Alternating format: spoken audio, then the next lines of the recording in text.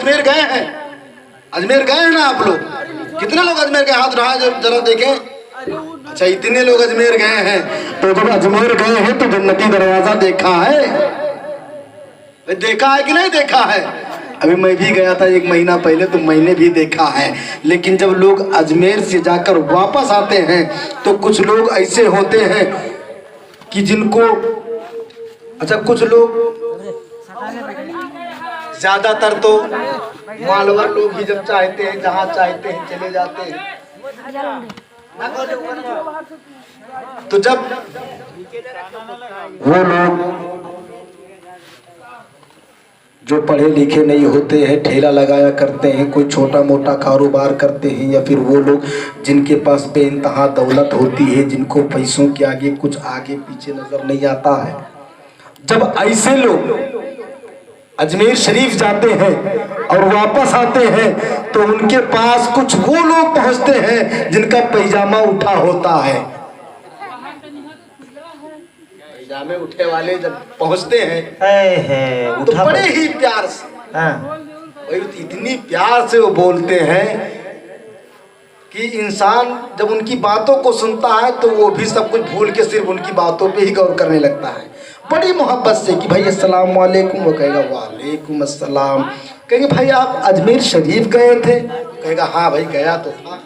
तो कहेंगे ये बताइए जब आप अजमेर शरीफ गए थे तो आपने जन्नती दरवाज़ा देखा होगा, देखा है कि नहीं देखा है? तो भाई वो आदमी तो कहेगा ही कि मैंने देखा है, मैंने देखा है। तो कहेंगे ये बताइए आपने जन्नती दरवाज़ा सच में देखा है? कहा हाँ भाई देखा है, उस पर लिखा हुआ था जन्नती बाग, मैंने जन्नती दरवाज़ा देखा है। तो फिर वो कहेंगे कि ये बताओ क्या ऐसा कभी होता है कि घर बनवा दे करीम गांव में और दरवाज़ा जाके बाबागंज चौराहे पर लगवा दे है? और वहाँ से दरवाजे में घुसे डायरेक्ट घर में आ जाए? बताइए। अब आप भी सोच रहे होंगे कि यार बात तो सही है, घर यहाँ बनाए और जाके दरवाज़ा वहाँ रखें ताकि जैसे पल्ला खोल के कदम रख घर में कैसे, यही ना? ऐसे ही वो लोग कहते हैं कि ये बताइए कि आप घर यहाँ बनवा दें और दरवाज़ा वहाँ मार्केट में बनवा दें, उसके बाद जैसे आप पहला कदम रखें दरवाज़ा खोलकर तो क्या आप डायरेक्ट घर में आ जाएंगे? तब वो लोग जो उलमा से बहुत दूर रहते हैं, जो उलमा से बुग़्ज़ रखते हैं, जिनको उलमा की बातें अच्छी नहीं लगती, तो वो सोचेंगे कि हाँ ये तो बात सच कह रहा है। वो सोचेंगे कि ये तो बात सच कह रहा है कि ऐसा कैसे हो सकता है घर यहाँ बनवाए दरवाज़ा वहाँ लगवाए और उसके बाद पहला कदम रखे घर में दाखिल हो जाए। लेकिन जो लोग, तवज्जो, जो लोग उलमा के पास बैठते उठते हैं, उनसे दीनी बातें सीखते हैं, जब उनके पास ऐसे लोग जाते हैं और कहते हैं कि ये बताओ हम घर यहाँ बनवाएं और दरवाज़ा वहाँ लगवा दें, तो फिर ये कैसे हो सकता है कि जन्नत अर्श आज़म के ऊपर है, 7वें आसमान के ऊपर है और दरवाज़ा अजमेर शरीफ में, ऐसा कैसे हो सकता है? तो जो उलमा के पास बैठने वाले लोग हैं वो जवाब देंगे कि तुम दरवाजे की बात करते हो, दरवाजे की बात करते हो। मेरे नबी का फरमान सुनो, अल जन्नतु तहता अक़दामी उम्महातिकुम, जन्नत माँ के कदमों के नीचे है। तो वो रब जो जन्नत को माँ के कदमों के नीचे डाल दे, उस रब के लिए दरवाजा अजमेर में कोई बड़ी बात नहीं है।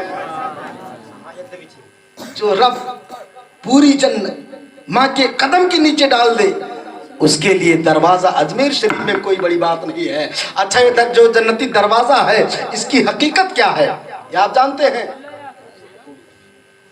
जन्नती दरवाजे की हकीकत जान लें कि ये जन्नती दरवाज़ा है कब से। ये जन्नती दरवाज़ा ख्वाजा गरीब नवाज के ज़माने से नहीं है, ख्वाजा कुतुबुद्दीन बख्तियार काकी के ज़माने से नहीं है, बल्कि ये जन्नती दरवाज़ा हुजूर निज़ामुद्दीन दहलवी, आपने नाम सुना है? नहीं सुना है? खोपड़ी हिला 2.5 किलो की हुजूर निजामुद्दीन दहलवी फरमाते हैं कि मैं एक मर्तबा रोज़ा ख्वाजा गरीब नवाज के अंदर बैठा वज़ाइफ पढ़ रहा था कि मेरे आँखों से पर्दा हट जाता है। मैंने क्या देखा कि आसमान से एक रास्ता आया हुआ है और उस रास्ते से मेरे आका तशरीफ ला रहे हैं, साथ में इमाम हसन भी है और इमाम हुसैन भी है। और फिर मेरे आका फरमा रहे हैं कि ऐ हसन ऐ हुसैन, जो इस रास्ते से गुजरेगा क़यामत तक, जो भी एक बार इस रास्ते से गुजरेगा, मैं अल्लाह ताला से उसकी शफाअत करवा दूंगा।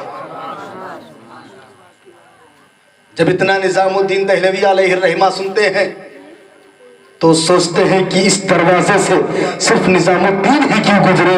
आज मैं यहाँ पर एक दरवाजा बनवा देता हूँ ताकि जो भी गुजरे उसे भी मेरे आका की शफाअत नसीब हो जाए।